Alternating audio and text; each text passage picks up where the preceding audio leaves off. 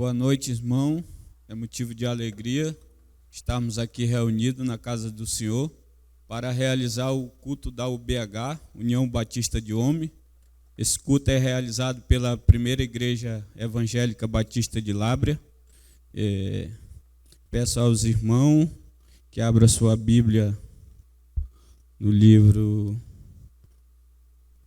de Efésios, fazer uma pequena leitura da palavra de Deus.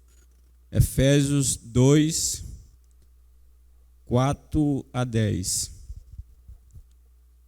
Efésios 2, 4 a 10.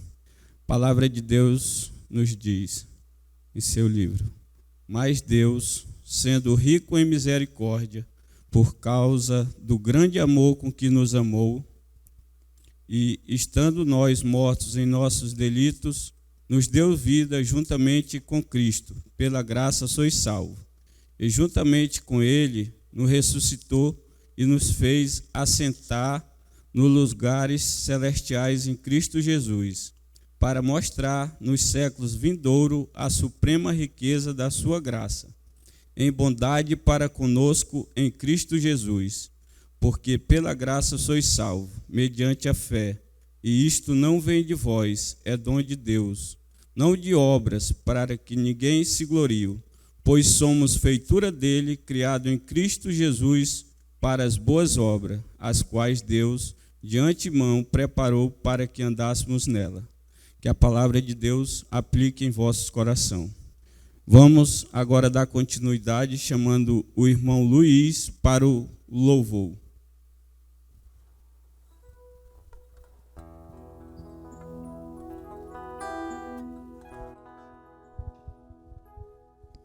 Eu quero assim saudar a todos com um cordial boa noite, que Deus possa mesmo estar assim abençoando a sua vida nessa noite. Nós iremos estar louvando ao nosso Deus, e neste momento eu convido você para louvar ao nosso Deus.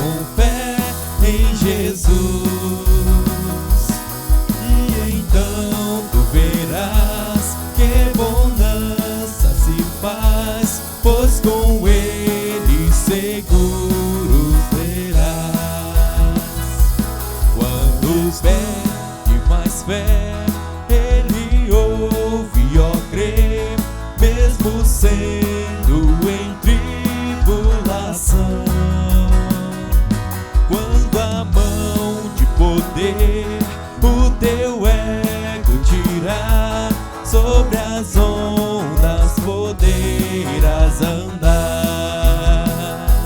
Solta o cabo da nau, toma os remos nas mãos e navega com fé em Jesus. E então tu verás que bonança se faz, pois com ele seguro será.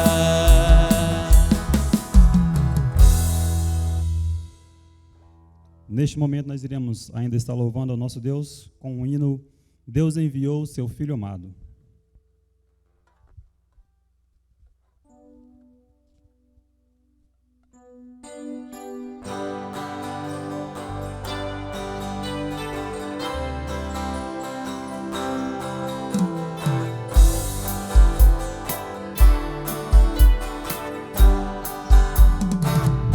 Deus enviou seu Filho amado pra nos salvar e perdoar. Na cruz morreu por meus pecados e ressurgiu e vivo com o Pai está. Porque ele vive, posso crer no amanhã. Porque ele vive, temor não há. Mas eu bem sei que a minha vida está nas mãos do meu Jesus, que vivo está. E quando enfim chegar a hora em que a morte enfrentarei, feliz então terei vitória, verei na glória do meu Jesus, que vive está. Porque ele vive, posso crer no amanhã. Porque ele vive, temor não há. Mas eu bem sei que a minha vida está nas mãos do meu Jesus, que vivo está.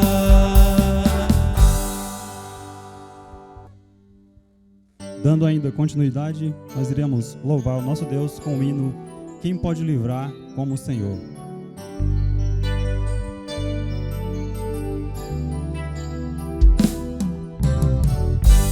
Quem pode livrar como o Senhor? Como o Senhor, Ele é poderoso pra nos guardar. Pra nos guardar. Quem pode livrar como o Senhor? Como o Senhor, Ele é poderoso pra nos guardar. Pra nos guardar quando os meus inimigos se levantarem contra mim, se levantarem contra mim. O Senhor estendeu suas mãos para mim e me deu a vitória. Quem pode livrar como o Senhor? Como o Senhor, Ele é poderoso pra nos guardar. Pra nos guardar. Quem pode livrar como o Senhor? Como o Senhor, Ele é poderoso pra nos guardar. Pra nos guardar quando os meus inimigos se levantarem contra mim.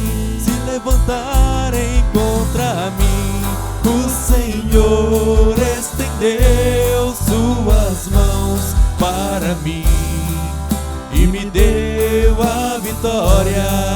O Senhor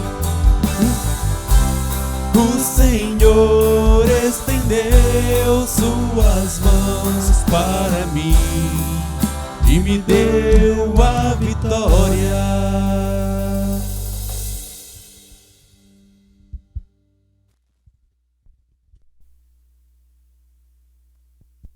Muito bem, irmãos, é motivo de alegria estarmos louvando ao Senhor e vamos dar continuidade neste culto, chamando o irmão Cosmo para a leitura da palavra de Deus, que se encontra em Atos 9, 31 a 35.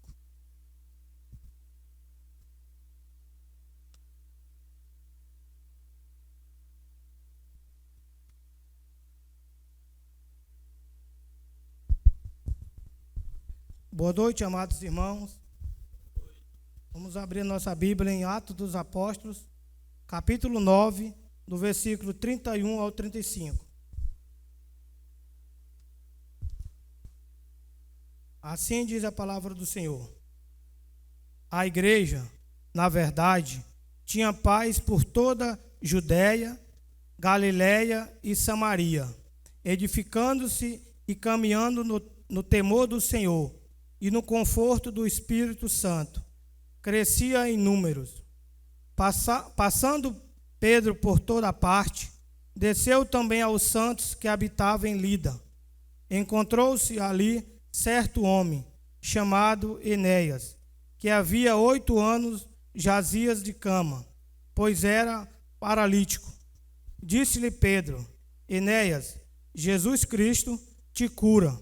Levanta-te e arruma o teu leito. Ele imediatamente se levantou.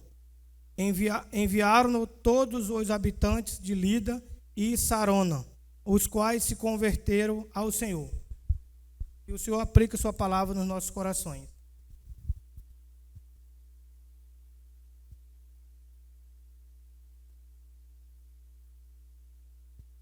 Muito bem, irmãos. Que essa porção da palavra de Deus que o irmão Cosmo acabou de ler possa fazer efeito no coração dos irmãos que estão aqui presentes. Vamos fazer uma pequena oração para chamar o irmão Laurentino para levar a palavra.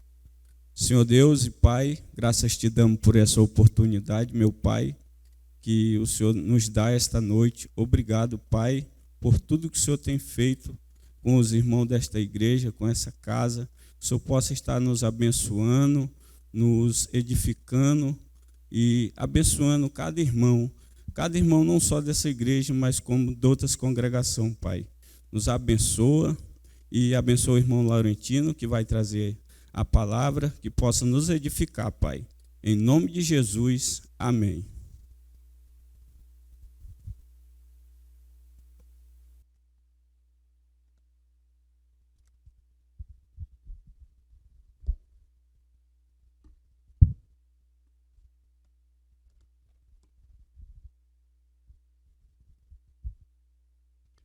Muito bem, irmãos. Eu quero cumprimentar a todos com a graça e a paz de Cristo. Os irmãos aqui presentes, você que está nos acompanhando pelo YouTube, uma boa noite. Que Deus venha falar aos nossos corações nessa noite. Que a palavra do Senhor venha ficar gravada em cada coração. Nós agradecemos ao Senhor pela oportunidade que o Senhor nos dá de estarmos aqui e meditarmos na palavra do Senhor. A verdade é que o capítulo 9 de Atos dos Apóstolos, ele traz muitos ensinamentos para nós. Claro que nós iremos meditar em apenas alguns pontos que, pela vontade do Senhor, nos ajudarão a crescermos na graça e no conhecimento do Senhor. A leitura feita foi em Atos capítulo 9, dos versículos 31 ao versículo 35. Nós vamos ler apenas o verso de número 31. E diz a palavra do Senhor: a igreja, na verdade, tinha paz por toda a Judéia, Galiléia e Samaria, edificando-se e caminhando no temor do Senhor e no conforto do Espírito Santo, crescia em números. Senhor, nós queremos mais uma vez te agradecer, Pai querido, pela oportunidade que o Senhor nos dá de estarmos aqui, meditarmos na tua palavra.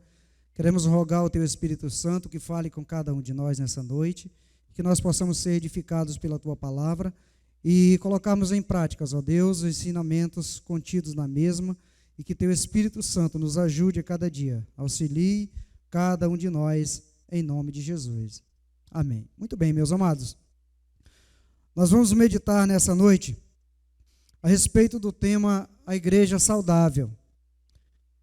E quando nós falamos em igreja saudável, a nossa mente nos leva logo a pensarmos que a igreja saudável, ela é uma igreja livre de problemas, de adversidades, quando na verdade nós podemos ver, com base no capítulo 9 de Atos dos Apóstolos, que esse não é uma verdade. E meus amados, então, o que precisamos para ser uma igreja saudável? Nós vivemos tempos em que as igrejas, de uma forma geral, ela está cambaleando. Ela não está alcançando o objetivo principal, que é propagar a vinda de nosso Senhor e Salvador Jesus Cristo. Vivemos tempo em que a igreja não está obtendo o objetivo pelo qual o Senhor escolheu a sua igreja. Quando nós falamos em igreja, nós também temos que trazer à nossa mente e lembrarmos que a igreja, ela não é o templo, não é o prédio. Igreja somos nós. Nós que fomos escolhidos por Deus, nós que fomos amados por Deus, chamados pela vocação do Senhor, nós somos a igreja de Cristo. Então vivemos tempo em que a igreja, ela não está alcançando esse objetivo, que é propagar a volta de nosso Senhor Jesus Cristo. Mas o que realmente está acontecendo para que esse objetivo ele não seja alcançado? O que realmente está acontecendo? E nós vamos observar nessa noite algumas atitudes de homens de Deus, algumas atitudes que homens de Deus tiveram para que a igreja, mesmo passando por dificuldades, mesmo passando por lutas, tribulações, perseguições, a igreja tornasse uma igreja saudável. E algumas atitudes que esses homens tiveram, nós precisamos ter também, para que a nossa igreja, para que nós possamos ser igreja saudável. Mesmo passando por lutas, mesmo passando por adversidades, pois os tempos são tempos difíceis, onde muitos opositores têm se levantado contra a igreja, o mundo tem se levantado contra a igreja, mas precisamos observar algumas atitudes que homens de Deus tiveram para que nós também possamos ter.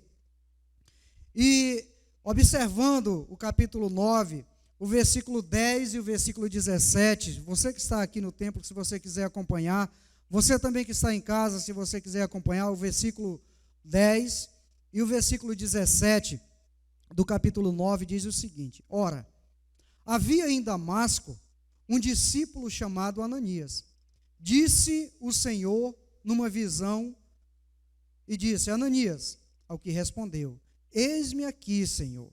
Então Ananias foi, versículo 17, então Ananias foi, e entrando na casa, impôs sobre ele as mãos, dizendo: Saulo, irmão, o Senhor me enviou, a saber, o próprio Jesus que te apareceu no caminho por onde vinhas, para que recuperasse a vista e ficasse cheio do Espírito Santo. Meus amados, o que acontece aqui é que Paulo estava na estrada de caminho a Damasco para perseguir a igreja do Senhor, para perseguir os crentes, os cristãos.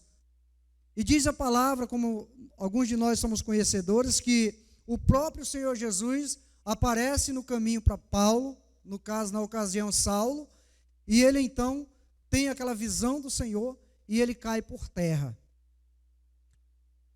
E o objetivo desse homem era matar os cristãos, aqueles que se diziam do caminho do próprio Senhor Jesus Cristo. O objetivo dele era matar. O Senhor Jesus, então, chega com Ananias e diz: Olha, Ananias, vai lá com Saulo, esse homem vai se encontrar orando, e tu vai impor sobre ele as mãos para que ele venha recuperar a visão, porque na visão que o apóstolo Paulo, no caso Saulo de Tarso, teve do Senhor, ele caiu por terra e diz a palavra que ele ficou cego, ele não conseguia enxergar. Mas o que nos chama a atenção, e é o que nos leva ao primeiro ponto da nossa meditação nessa noite, e nós vamos observar que nós precisamos ter, é o compromisso que Ananias teve, em primeiro lugar, com Deus.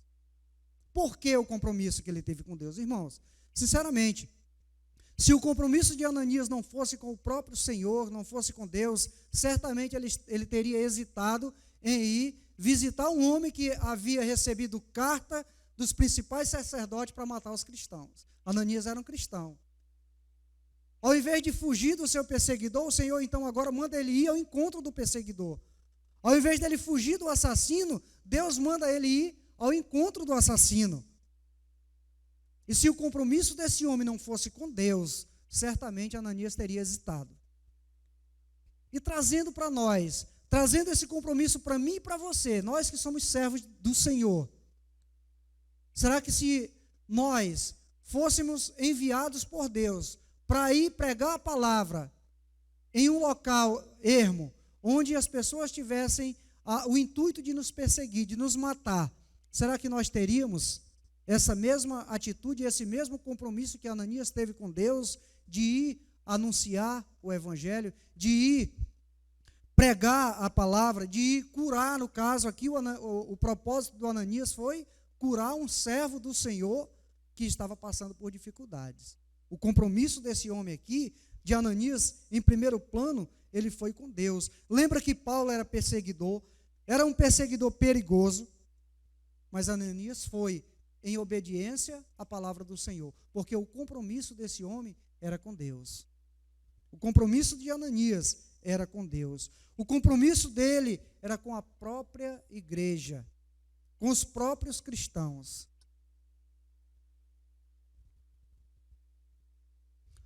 O compromisso desse homem era com os servos do Senhor, com a obra que Cristo havia lhe dado. Queridos, nós também temos que ter esse compromisso. Eu e você, nós temos que ter esse compromisso. Não importa as adversidades, não importa os perigos que iremos enfrentar, nós temos que ter esse compromisso, sabendo que Deus, Ele nos amou lá no passado, para nós termos esse compromisso hoje, para você ter esse compromisso hoje com o Senhor. Então, com base no versículo 10 e versículo 17, nós vemos que esse homem assumiu o compromisso em fazer aquilo que o Senhor havia designado para que ele fizesse. Será que se fosse nós teríamos essa coragem? Para assumir um compromisso com Deus, nós temos que ter coragem. Talvez você nunca assumiu um compromisso com Deus, porque você lembra do que pode acontecer com você. A represária da família, muitas vezes os amigos, aquilo que você vai ter que abandonar, porque servir a Deus implica nisso. Implica em nós abandonarmos muitas coisas. Implica em nós negarmos a nós mesmos, abandonarmos aquilo que nós gostamos. Para servir a Deus, nós temos que ter essas atitudes. Versículo 32, e até o versículo 35. O verso de número 32 diz assim, passando Pedro por toda parte, desceu também aos santos que habitavam em Lida. Encontrou ali certo homem chamado Enéas, que havia 8 anos jazia de cama, pois era paralítico. Disse-lhe Pedro: Enéas, Jesus Cristo te cura, levanta-te, arruma o teu leito. E ele imediatamente se levantou. Viram-no todos os habitantes de Lida e Sarona, os quais se converteram ao Senhor. Queridos, o segundo ponto da nossa meditação nessa noite, que nós podemos observar aqui, depois de termos visto a cooperação de Ananias, nós podemos ver agora a colaboração do apóstolo Pedro. Veja que aqui, o apóstolo Pedro, diferente de Ananias, não teve tantas dificuldades. No entanto, ele teve também que colaborar com o serviço do Senhor. O que eu aprendo aqui? Eu aprendo que muitas vezes nós podemos enfrentar dificuldades, outras nem tanto, mas nós temos que ter o mesmo compromisso e colaborar com o trabalho do Senhor. colaborar com o trabalho do Senhor. Uma colaboração de ambos os servos do Senhor.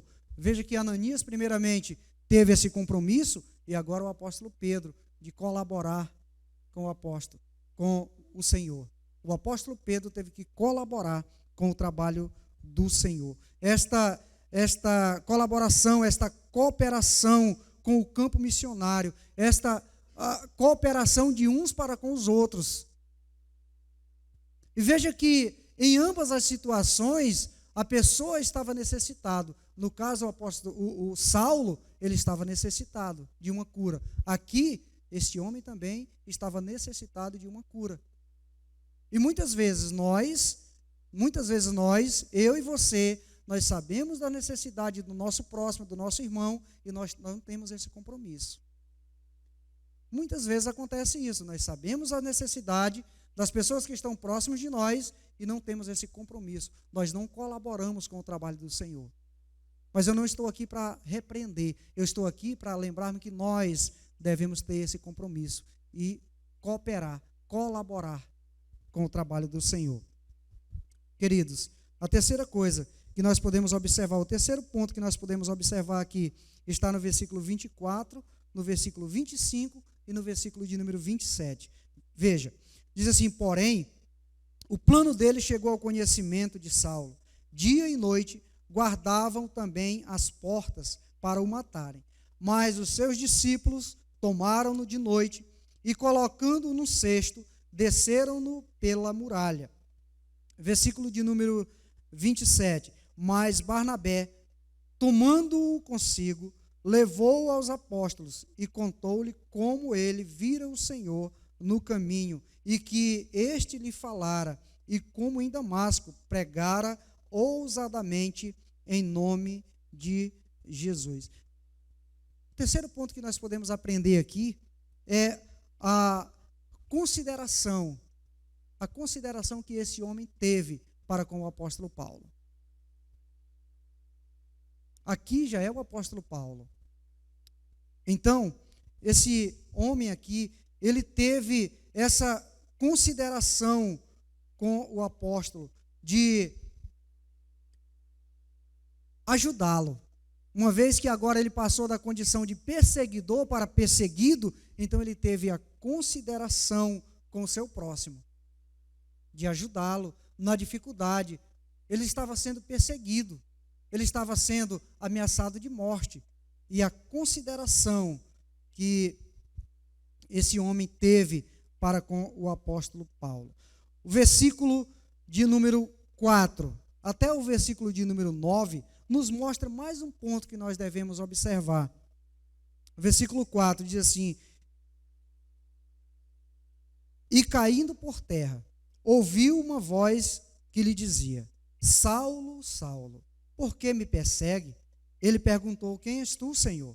E a resposta foi: eu sou Jesus, a quem tu persegue. Mas levanta-te e entra na cidade, onde te dirão o que te convém fazer. Os seus companheiros de viagem pararam emudecido, ouvindo a voz, não vendo contudo ninguém. Então se levantou Saulo da terra e, abrindo os olhos, nada podia ver, e guiando-o pela mão, levaram-no para Damasco. Esteve 3 dias sem ver, durante os quais nada comeu nem bebeu. Meus queridos, na obra do Senhor tem que haver companheirismo, tem que haver colaboração. Nesse caso aqui, os companheiros de Paulo o viram prostrado em terra. E qual foi a atitude deles? Uma atitude de companheirismo com o servo do Senhor, em ajudá-lo, em levantá-lo, em guiar. Quantos de nós vemos os nossos semelhantes, o nosso próximo, o nosso irmão caído, muitas vezes desanimados, e nós não temos essa atitude de companheirismo? Lembra que para nós sermos uma igreja saudável, nós temos que ter compromisso com o Senhor.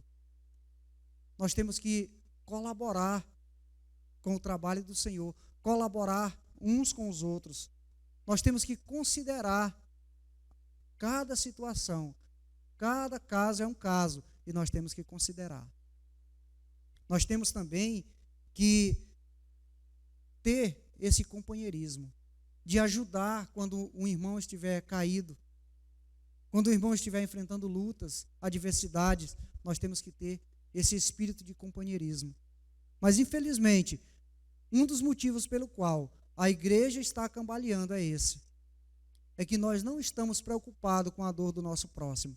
Nós não estamos preocupados quando nós vemos um irmão caído por terra, quando nós vemos um irmão passando por luta, por adversidades, nós não estamos preocupados. Nós não temos esse espírito de companheirismo. E na obra do Senhor, na igreja de Cristo, para que a igreja cresça, para que a igreja seja uma igreja saudável, nós temos que ter este espírito de companheirismo de uns para com os outros. Para termos uma igreja saudável, nós temos que ter as atitudes desses homens. Companheirismo. Os companheiros de Paulo o viram caído, e a atitude deles foram de ajuntar, pegá-lo pela mão, levantar, levá-lo, guiá-lo. Quantas pessoas nós conhecemos que estão aqui na situação parecida com a situação do apóstolo Paulo, cego, não estão conseguindo enxergar o caminho da verdade, e nós não estamos nos utilizando desse companheirismo para ajudá-lo. Quantos de nós? Quantos irmãos nossos estão passando por dificuldades, estão caídos, estão desanimados, estão sem alentos, e nós muitas vezes não ajudamos, muitas vezes não oramos, mas nós temos que ter essa atitude. Se nós quisermos ter uma igreja forte, firme, nos caminhos do Senhor, nós temos que ter esse espírito de companheirismo. E o quarto e último ponto aqui para nós encerrarmos a nossa meditação está no versículo de número 36. Veja, havia em Jope uma discípula por nome Tabita, nome este que traduzido quer dizer Dorcas. Era ela notável pelas boas obras e esmolas que fazia.